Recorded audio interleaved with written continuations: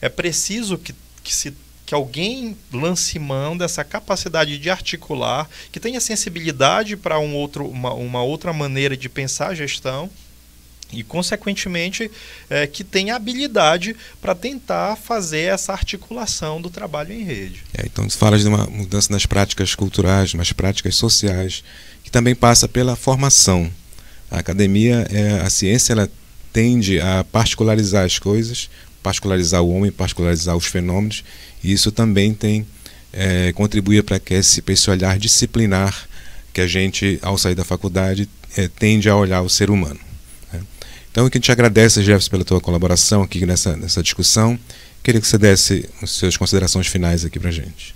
Agradeço também o convite, me deixo à disposição para encontros futuros, para que a gente possa conversar um pouco mais acerca disso. E é importante também que a gente compreenda que esse processo de responsabilidade pelo cuidado da saúde das pessoas, da saúde mental de toda a população, é responsabilidade de todo mundo, inclusive da sociedade. Essa saúde que não se dá e não é pensada, não deve ser pensada apenas numa perspectiva individual, mas numa perspectiva social, coletiva. Então, agradeço. Valeu, Jefferson, muito obrigado. Esse é o encontro que o CAPESIS está mediando para facilitar um processo de construção, né? Contribuir para o processo de construção da reforma psiquiátrica ou humanização dos serviços de saúde. É importante que todos nós nos coloquemos disponíveis para o conhecimento e para pensar as práticas em saúde mental de acordo com a lógica da nossa cidade, de acordo com a lógica local. Te agradeço a participação do Jefferson e queria convidar agora Daniele Negrão, que vem falar um pouquinho para nós sobre um dispositivo importante na perspectiva de cuidado das pessoas, que é o consultório na rua. Boa noite, Daniele. Obrigado pela tua participação aqui conosco. Queria que você falasse um pouquinho sobre o serviço, o que é o serviço, porque a gente vê que algumas pessoas desconhecem até o serviço, a existência, de que maneira funciona, de que maneira vocês contribuem para que haja esse acesso ao cuidado das pessoas na nossa cidade de Macapá. Boa noite. O serviço do consultório na rua, ele existe em Macapá desde 2012, com uma equipe. E hoje, a partir de 2016, a gente tem 2 equipes. Então, essas equipes, elas atendem todo o território, né, do município de Macapá, fazendo esse trabalho itinerante em toda a região.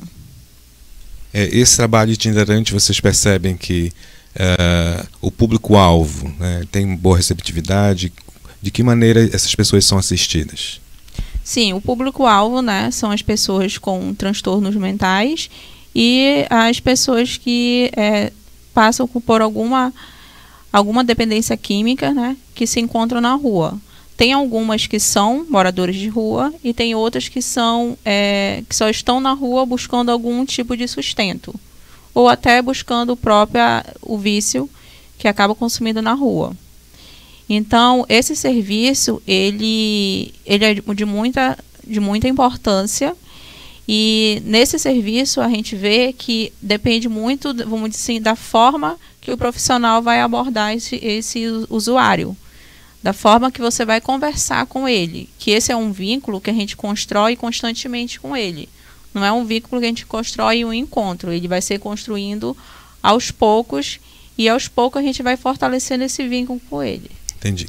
Então a gente observa pela fala da Daniele que o consultório na rua ele vem ao encontro daquilo que a gente acabava de conversar com o Jefferson, que é de promover uma assistência de base comunitária e vem quebrar também com alguns paradigmas que a gente acredita que existam no cuidado que as pessoas devam receber nas UBSs, nos consultórios particulares, nos hospitais.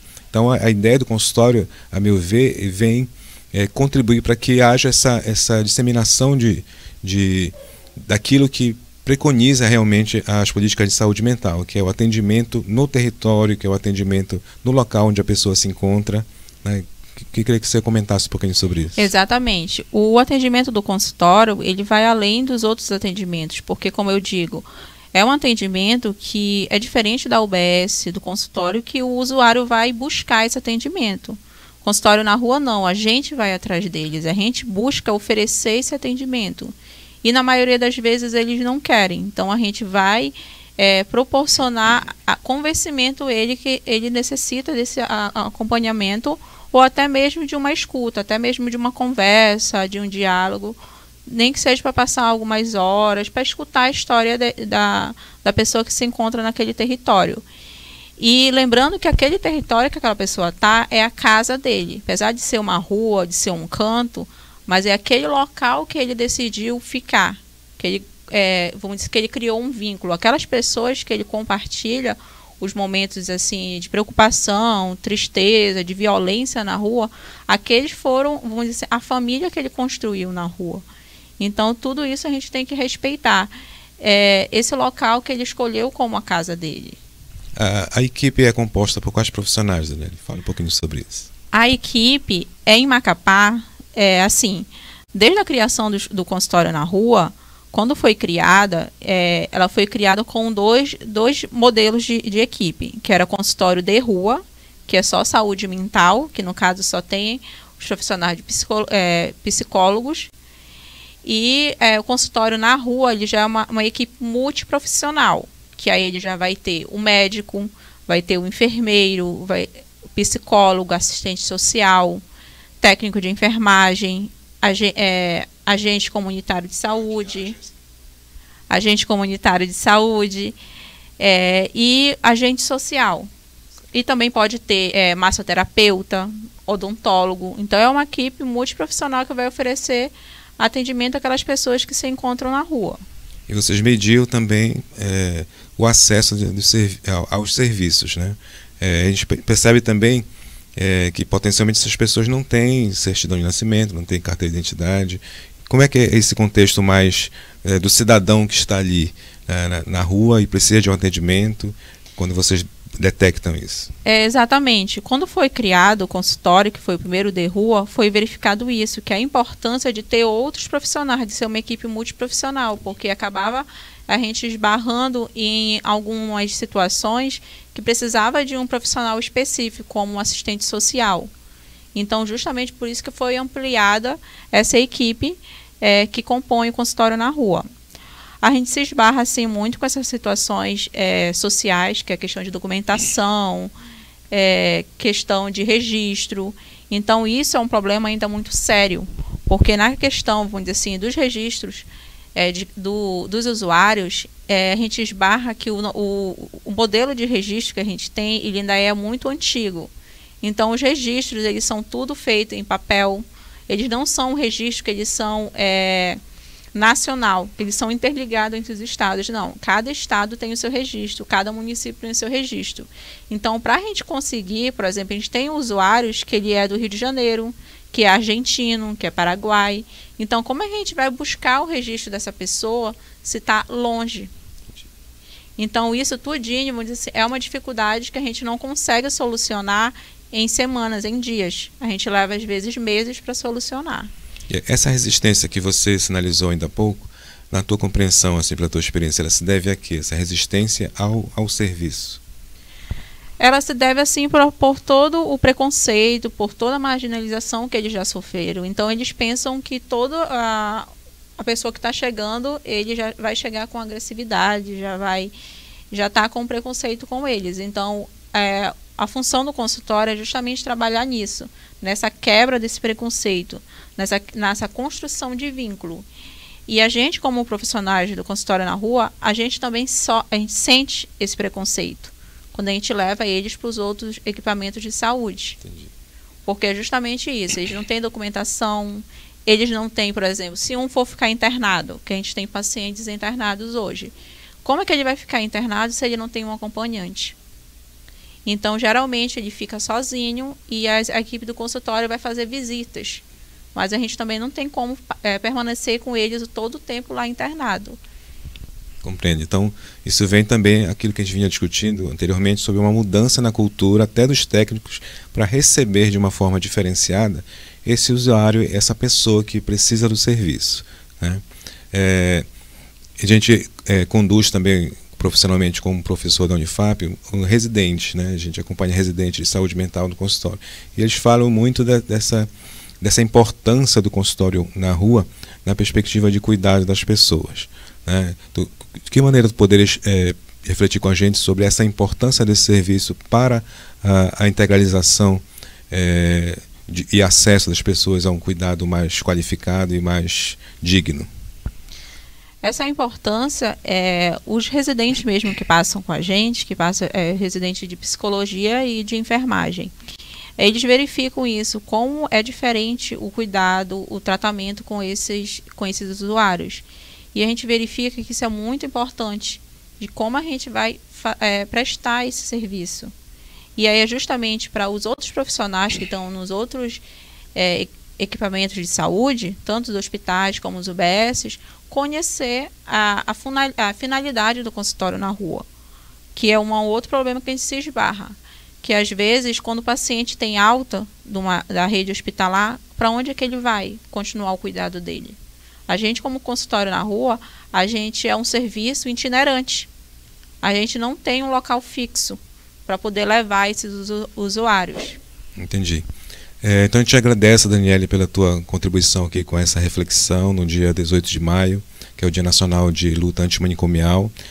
A gente reforça a importância do serviço do consultório na rua enquanto dispositivo de cuidado, enquanto uma ferramenta que em si ela foi fruto de todo um processo de luta de profissionais da saúde, profissionais de uma área multiprofissional, na conquista de uma forma mais humanizada de cuidar das pessoas.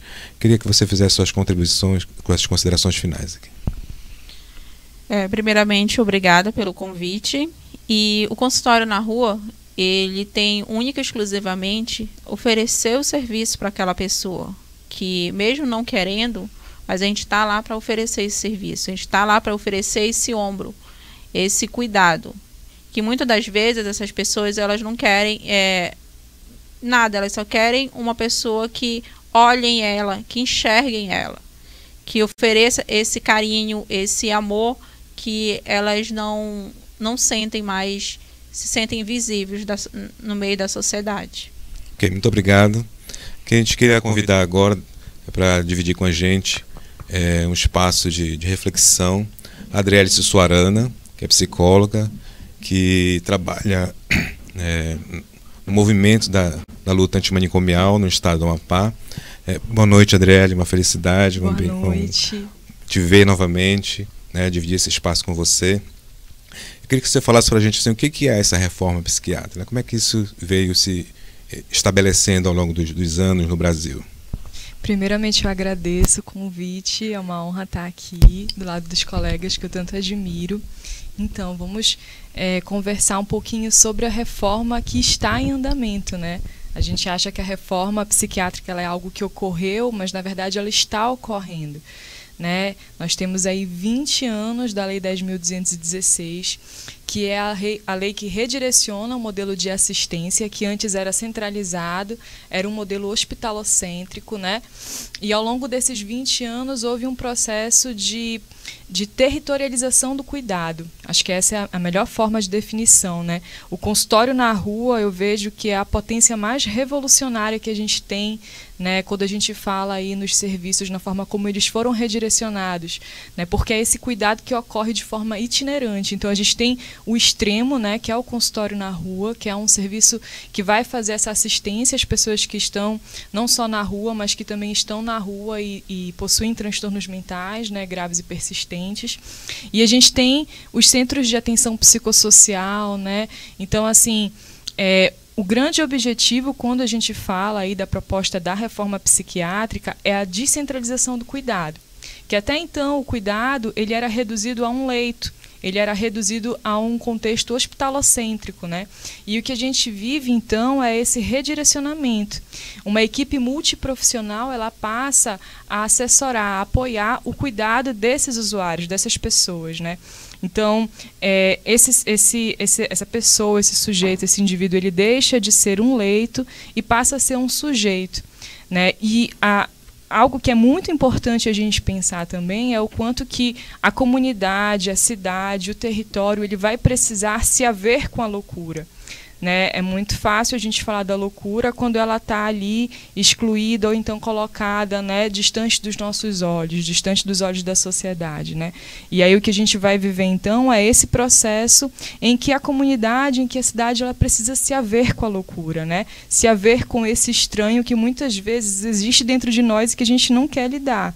Né? Então, se antes, na década de 80, 90, essa centralização, essa protagonização, digamos assim, desse sujeito de exclusão, ele era colocado no lugar do louco, acredito que de uns anos para cá a gente pode dizer que esse sujeito ele é protagonizado, né, no lugar social, num cenário social, pela pessoa que faz abuso de crack, né? A gente tem aí as cracolândias, né, que a gente escuta falar bastante, né, as cenas de uso, que até esse termo cracolândia ele é um pouco complicado, né, da gente pensar, assim, teorizar. Mas quando a gente fala das cenas de uso, né, a gente remete um pouquinho aí ao que o Foucault colocava como Anal dos Loucos, né?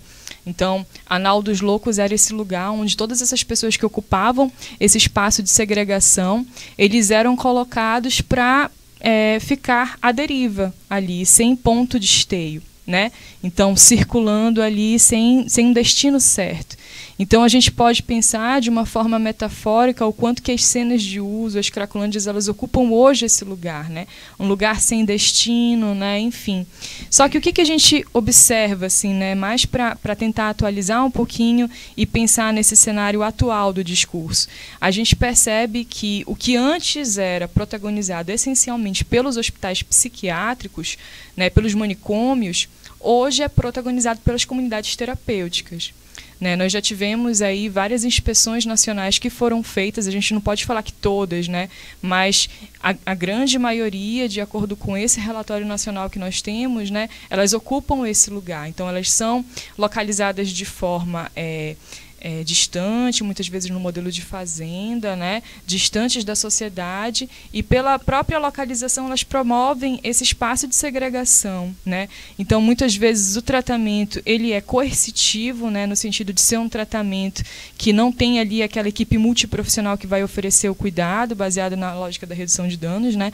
Então, é um tratamento que ele é feito a partir da concepção moral do labor, né? Então, que é reduzida a essa questão que eles nominam muitas vezes de laborterapia, mas que, na verdade, a gente pode pensar que é análogo ao trabalho escravo, né? E aí, sob o título de tratamento. Então, assim, só para aquecer um pouquinho o debate. Isso.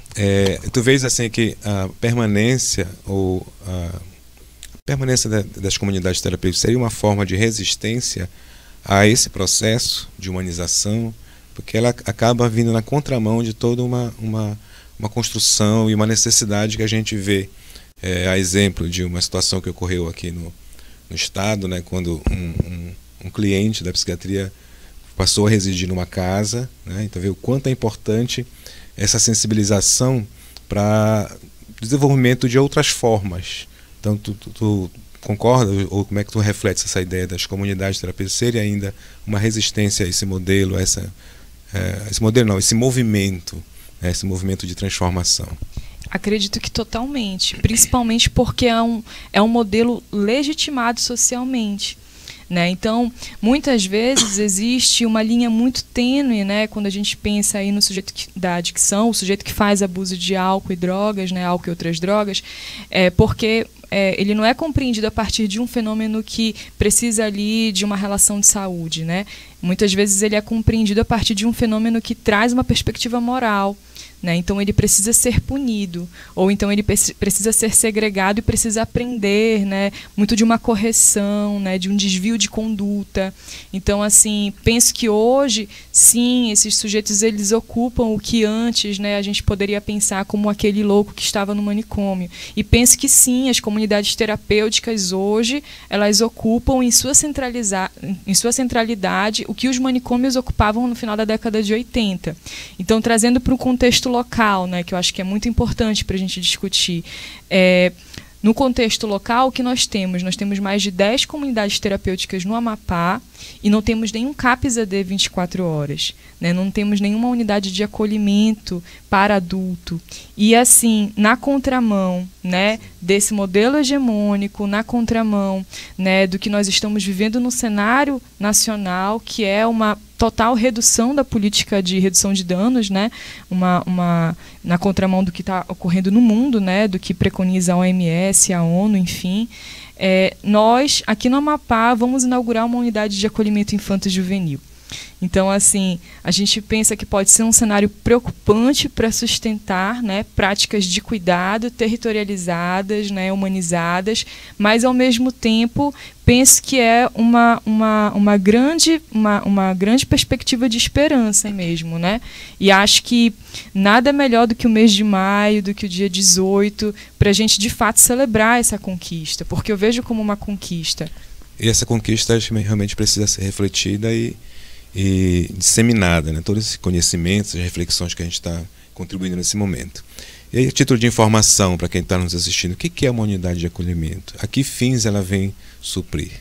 A unidade de acolhimento, ela faz parte de dispositivos que foram criados desde o ano de 2000 para redirecionar esse cuidado, né? Então, a unidade de acolhimento ela foi uma das últimas, né? E por isso elas possuem, teoricamente, né, uma perspectiva mais atualizada do que seria a reforma psiquiátrica e mesmo a redução de danos.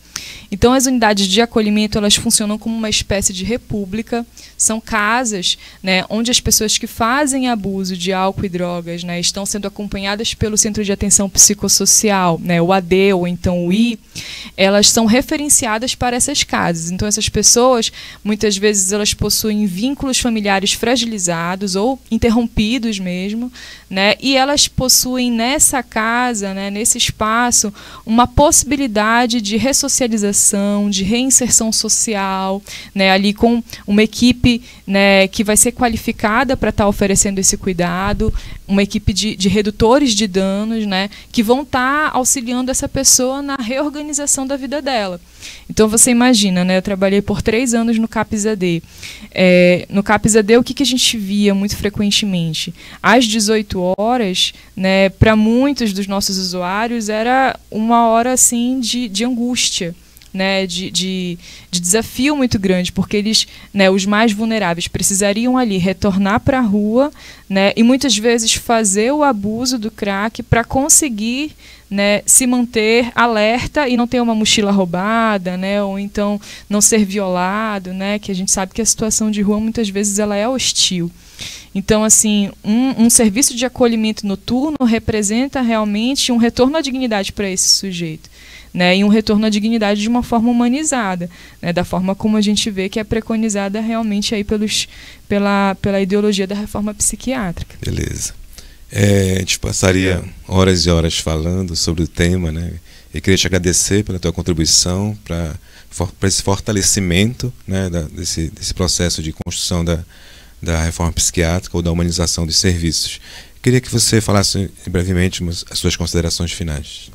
Acho que é isso, né? Acho que a gente sempre tem que pensar essas concepções a nível local.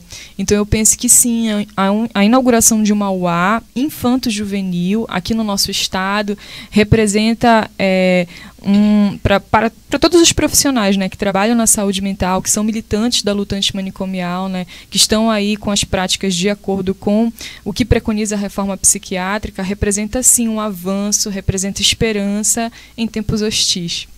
Ok, muito obrigado, Andrelli. Boa noite. Boa Queria noite. convidar agora o psicólogo Maurício Dias para conversar um pouquinho conosco. Ele vai falar um pouquinho sobre o atendimento psicológico emergencial. Tá? O que é isso, né? Eu penso que esse atendimento ele teve o seu start, né? Acho que o Jefferson vai concordar comigo, com o plantão psicológico no hospital de emergência. Então, é uma espécie de refinamento na perspectiva de cuidado em tempo integral, né? O ideal é que fosse 24 horas. Mas a gente pensa que já é um salto significativo, um salto de qualidade significativo no cuidado das pessoas no nosso município. Boa noite, Maurício. Eu queria que você falasse um pouquinho o que é isso, esse atendimento psicológico emergencial, que necessidade ele veio suprir. Boa noite, Washington. É uma satisfação estar aqui nessa noite, né? Poder falar um pouquinho, principalmente nesse dia 18, né? Que é um dia que é marcado por muitas conquistas nesse momento. E falando um pouquinho do atendimento emergencial, é uma proposta que já se vem trabalhando, que já existe, só que no município de Macapá é uma proposta nova, né? É uma proposta que surgiu agora, durante a pandemia, porque compreendemos que a pandemia veio para nos mostrar muitas coisas, né? Para tornar visíveis. Não que muitas demandas não existiam, mas a pandemia veio para denunciar, para escancarar de uma certa forma. E o atendimento emergencial, iniciamos no dia 15 de março, na UBS Rubim Aronovitch, e durante esse período tivemos muitas demandas, e estamos tendo muitas demandas, na verdade. E o atendimento emergencial tem sido importantíssimo na vida das pessoas, nesse acolhimento que nós podemos dar, nesse acolhimento que a gente pode proporcionar às pessoas. Porque o cuidado com as pessoas, ele é importantíssimo. E hoje nós percebemos, por exemplo, do dia 15, que nós iniciamos na UBS, até o dia 31 do final do mês de março, nós realizamos cerca de 49 atendimentos.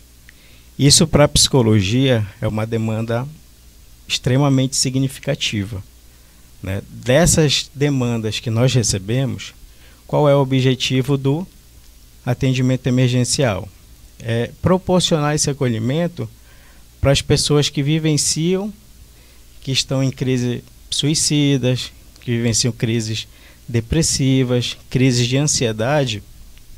Só que nos atendimentos nós percebemos que as demandas vão para além disso, né? Que não se resumem somente a essas demandas. E aqui eu acabei trazendo um pouquinho, consegui enxugar alguns dados que são importantes, né? É importante nós falarmos desses dados. E, por exemplo, aqui, ó, a gente fez lá na UBS esse quantitativo. Nós estimamos por idade desses 49 atendimentos realizados. De 5 a 9 anos, atendemos uma pessoa. De 10 a 14, 2 pessoas. De 15 a 19, 2. De 20 a 29, 14. De 30 a 39, 13. De 40 a 49, 13 pessoas também. E de 50 a 59, 2. De 60 a 69, nenhuma pessoa. E de 70 a 79, uma pessoa. E durante esses atendimentos, uma pessoa não informou a idade. E durante esses atendimentos, do sexo feminino, 35 pessoas foram atendidas. Do sexo masculino, 14 pessoas foram atendidas. Então a gente compreende que as pessoas do sexo feminino, que se julgam do sexo feminino, estão buscando mais por esse atendimento. As demandas que nós percebemos: crise de ansiedade, 37 pessoas foram atendidas. Pessoas que vivenciam ou que vivem ainda o processo de luto, 2 pessoas. Bullying, 1 pessoa. Conflitos familiares, 1 pessoa. Pessoas que se encontram no processo de crise depressiva, 1 também. Pessoas que vivenciam relacionamento abusivo, 1 pessoa. Tentativa de suicídio, 1 pessoa. E pessoas que fazem o uso abusivo de álcool e outras drogas, 2 pessoas. E pessoas também de violência doméstica, 2 pessoas também. Às vezes, esses dados, quando a gente se depara com eles, a gente que está presenciando mesmo, atendendo essas pessoas, os dados, eles são números, mas nós pensamos que por trás desses números existem demandas e existem pessoas. E o atendimento emergencial, ele vem justamente para isso, para dar suporte, para fazer o acolhimento dessas pessoas. E passando para o mês de abril, nós conseguimos, no mês de abril, realizar cerca de 91 atendimentos, né? Quando nós estávamos na UBS Rubim, um fato bem interessante, e que é um marco para a psicologia, o que é que nós estamos acostumados a ver nos corredores, né? Pessoas esperando o médico para agendar uma consulta ou para serem atendidas pelo médico. E um dia que eu estava fazendo os atendimentos, e como nós compartilhávamos a sala com a ginecologista, então, no horário de 11 horas da terça-feira e da quinta, de 11 ao meio-dia, era comum que as pessoas ficassem aguardando a ginecologista. E aí eu terminei de atender uma paciente, abri a porta para ela, e aí, como já estava próximo do horário, eu perguntei: vocês estão aguardando atendimento com a médica ginecologista? E as pessoas: não, nós estamos aguardando atendimento com o psicólogo. E aí eu até, então deixa eu entrar para a sala, que tem muito trabalho para a gente realizar, né? Então a gente compreende o quanto as demandas têm sido expressivas nesse momento. E como eu ressalto, já existiam. Com a pandemia, é um fator a ser considerado que acabou, de uma certa forma, escancarando isso para nós, enquanto profissionais, mas, sobretudo, para a sociedade em geral. Essa questão importante que você está relatando, Maurício, porque acaba falando para a gente da importância do acesso ao serviço, né? Dentro de uma lógica maior da rede. Eu falo isso porque ontem nos foi repassado do História de Emergência o número de tentativas de suicídio em 2020 e 2021. Então, em 2020, nós tivemos 98 tentativas de suicídio somente no HE. E em 2021, até o mês de abril, 36. Então, fazendo um comparativo, esse mesmo período do ano passado, houve já há um crescimento de 33% do número de casos. Só para a gente ter uma ideia da importância desse serviço e da continuidade no processo de cuidado dessas pessoas, né? E aí a pessoa, voltando a dialogar com você, mas essa pessoa vai para o atendimento de emergência, psicológico de emergência, vocês atendem. O que você percebe em termos dessa questão da continuidade do cuidado? Nós compreendemos que a continuidade no processo de cuidado ele é importantíssimo. E a proposta do atendimento emergencial, inclusive, não é aquela lógica que nós vamos acompanhar, né? Nós vamos acolher essa demanda que chega e, a partir dessa demanda, fazer os possíveis encaminhamentos. Há algumas demandas que não há necessidade de encaminhamento, mas boa parte das demandas, elas precisam e necessitam, e a gente sempre orienta que possam ser acompanhadas, porque a gente acredita também que não é de forma impositiva, né? A gente acredita no potencial que as pessoas têm para serem pessoas que possam gerir os seus próprios processos de mudança, processos de responsabilização. A gente apresenta as possibilidades, e a partir dessas possibilidades é deixar com que as pessoas sejam livres para escolher, né? Tu falas uma coisa importante na sociedade moderna, que muitas pessoas não têm essa oportunidade de ter oportunidades, de ter escolhas, né? Há uma determinação aí impositiva de um modelo capitalista, de determinação da subjetividade. Então, vejo que o serviço aparentemente é algo simples, mas tem uma importância cultural na prática, na cultura do falar, da busca desse espaço de fala das pessoas e principalmente do acesso aos serviços. Então, o nosso tempo é bem curto, né, Maurício, nessa proposta de hoje. Queria que você fizesse suas considerações finais para as pessoas que estão nos assistindo.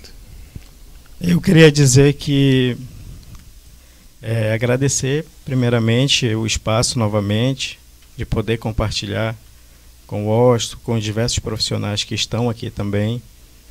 e dizer que nós estamos aí, né? Nós estamos aí no acolhimento às pessoas. Nós compreendemos que todo tempo é tempo de cuidar, é tempo de acolher. Só que vivemos em um tempo atípico, né? Em que esse cuidado ele acaba se fazendo tão necessário, extremamente significativo às pessoas. E eu sempre digo que as pessoas elas andam sedentas por esse acolhimento, por esse cuidado. E aí quando nós apresentamos possibilidades às pessoas, e isso até em certos momentos gera estranheza, porque algumas pessoas estão tão acostumadas com que algumas pessoas decidam por ela, acabam escolhendo, que às vezes quando a gente apresenta essas possibilidades, é como se fosse algo muito novo. E é importante, a gente sempre vem lutando para isso, para com que as pessoas sejam responsáveis pelos seus processos de mudança, seus processos de transformação. Perfeito, né? Encerrar com essa perspectiva de autonomia do sujeito, extremamente importante para todos nós. A gente queria convidar agora a Anne Pares para conversar conosco sobre a sua percepção do processo de cuidado em saúde mental, né? A Anne Pares é mãe, fisioterapeuta, né? Queria que você se apresentasse, Anne, para os nossos telespectadores. Boa noite a todas, a todos e a todas que estão aqui e que estão nos assistindo. Primeiro, um salve ao movimento de luta antimanicomial, que hoje é uma data muito importante, principalmente pelo rechaço que a gente está vivendo, né, no movimento de luta antimanicomial. Eu sou mãe, fisioterapeuta, faço parte do movimento e sou usuária do serviço de saúde mental desde 2014. Desde 2014 eu frequentei primeiro o CAPS Gentileza, depois frequentei a psiquiatria, frequentei o CAPS AD.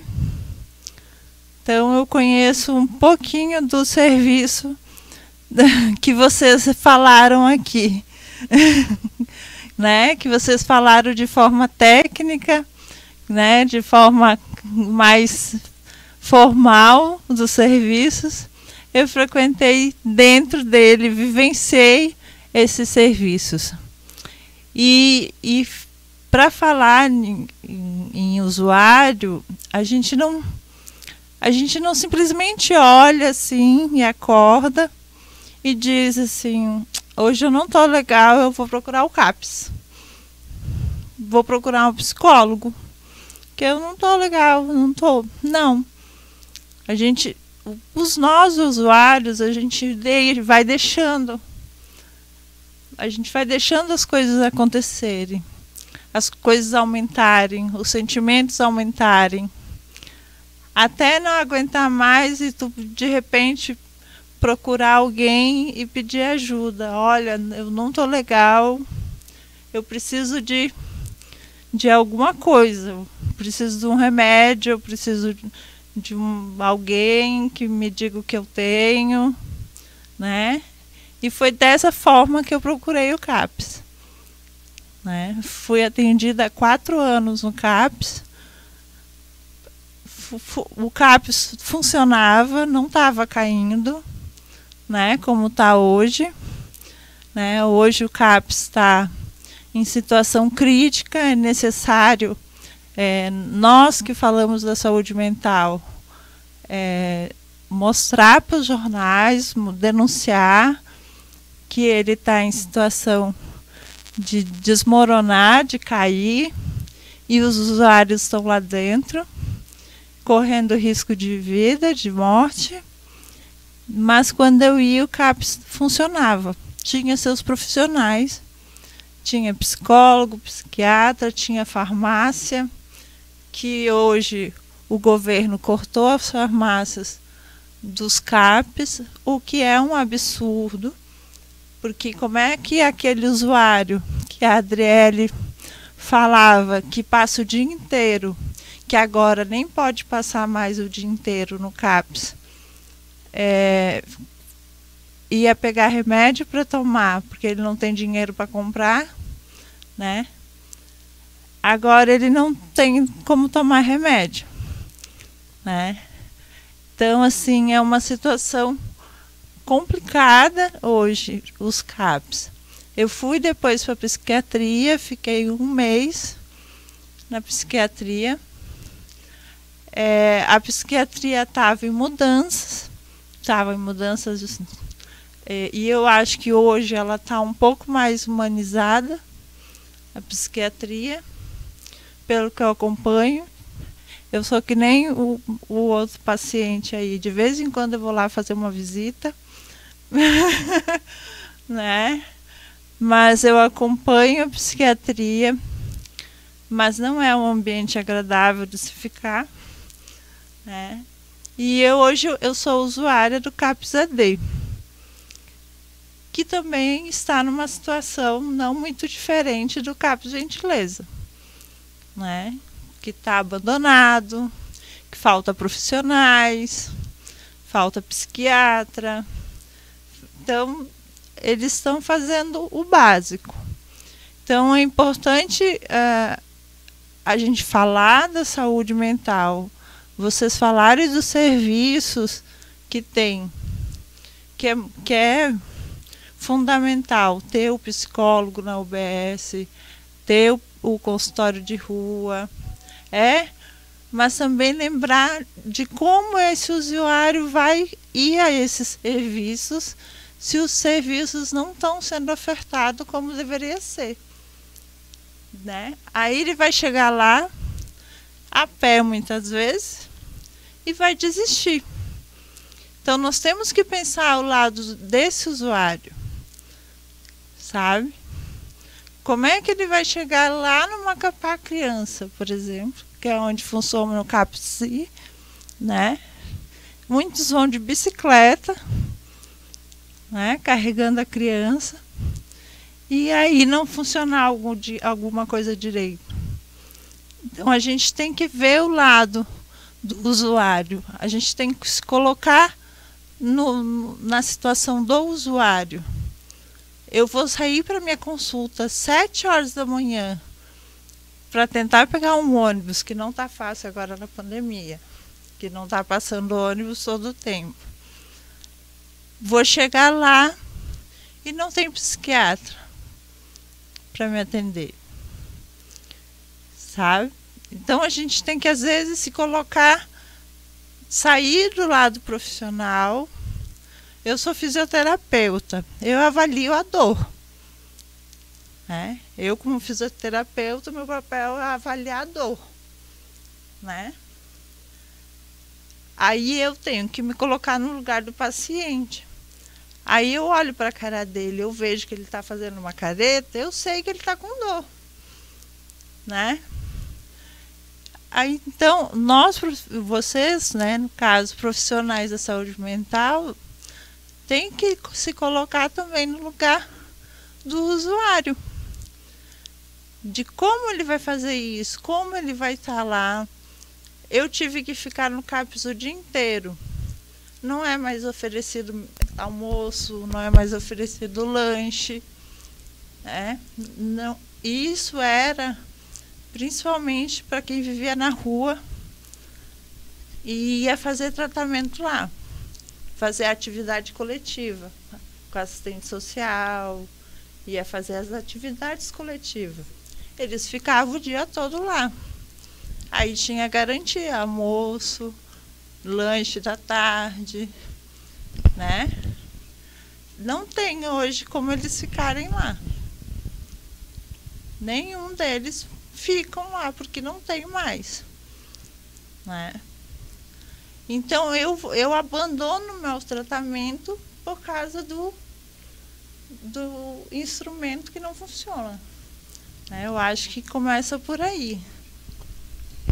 É uma fala sua bem na direção das lacunas e deficiências e necessidades que, em parte, a meu ver, a própria pandemia se encarregou de estabelecer um contexto diferenciado de cuidado, né? Então a gente precisa relativizar um pouquinho esse aspecto. Eu concordo com você que houve um declínio em alguns aspectos na estrutura do CAPES, né?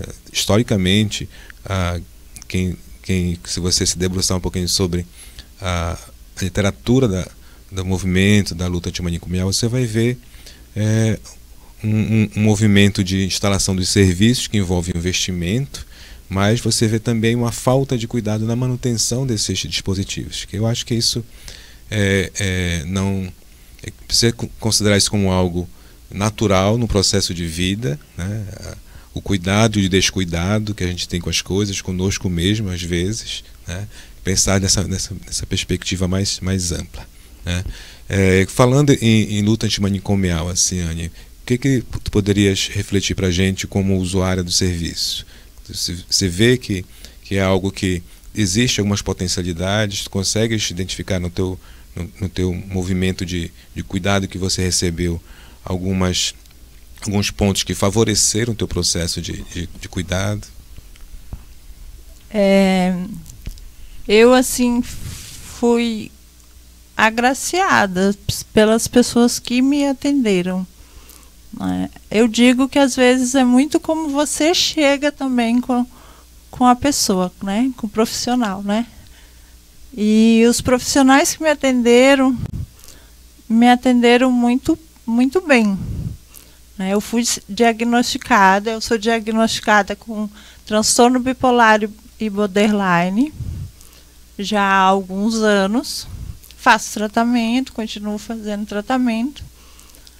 E tanto no CAPES Gentileza, quanto na psiquiatria, quanto no pronto-socorro, que eu já dei entrada no pronto-socorro algumas vezes, eu fui muito bem atendida, muito bem acolhida pelos profissionais que me atenderam. E no CAPES AD também, que até hoje eu vou lá e faço terapia. Eu não tenho assim o que questionar dos profissionais, entendeu? Os profissionais, assim, eles são muito bem preparados, assim, muito bem para aquilo, para vivenciar aquilo, né? Eu não falo nesse sentido. Mas claro que eu desisti do tratamento várias vezes, aí tive que voltar, mas isso não foi culpa deles, sim, isso é culpa minha mesmo. Eu questiono muito, como parte do movimento de luta, as estruturas mesmo, né? É esse sentido que eu questiono. E a pandemia agravou mais ainda a situação das pessoas. As pessoas ficaram mais ansiosas, ficaram com mais pânico, né? Com mais pânico da morte. As pessoas ficaram muito mais suscetíveis a essas emoções que antes a gente pensava que seria só patologias que outras pessoas teriam, né? Isso agravou muito. E parte desse momento de pandemia, os serviços foram, entre aspas, suspensos. Depois, quando voltaram, vieram numa perspectiva mais individual, sem os grupos. E a estratégia de grupos a meu ver, a razão principal dos CAPES, né, no sentido de estratégia de cuidado. Então a gente está encerrando o nosso espaço de diálogo aqui do dia 18 de maio. Quero agradecer a presença de todos, né, do Jefferson, da Daniele, da Adriele, do Maurício, da Anne, que aceitaram prontamente o convite para estar aqui conosco, conversando sobre a saúde mental, né, a ideia de buscar estratégias e fortalecer vínculos por mais saúde mental, no sentido estrutural e no sentido da empatia que você trouxe aí, né? E o CAPES agradece você estar aqui conosco para dialogar nesse dia. Então, eu queria que você fizesse suas considerações finais, Anne. Eu agradeço o convite, né? Parabenizo os colegas também que fizeram a fala. E deixo assim uma lembrança de que não é só hoje, dia 18, que a gente possa falar, debater, conversar, mesmo que seja uma live mais discreta, menor, mas que a gente possa estar falando sobre saúde mental mais vezes, para a gente evitar ter menos suicídios, ter menos depressão, ter menos transtornos, para ter mais cuidado com a saúde das pessoas. Beleza, muito obrigado. Obrigado a todos que estiveram conosco na live por Mais Saúde Mental. A gente agradece a atenção de todos e a gente está lá pelo Capizi. Qualquer dúvida, qualquer informação sobre o contato dos colegas que estiveram aqui, a gente fica à disposição. Uma boa noite a todos e uma boa semana.